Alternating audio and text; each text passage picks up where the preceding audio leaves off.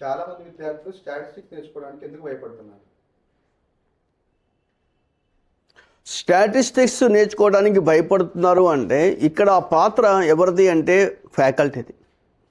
Faculty interest కలిగించలేకపోవటం ఒక సమస్య.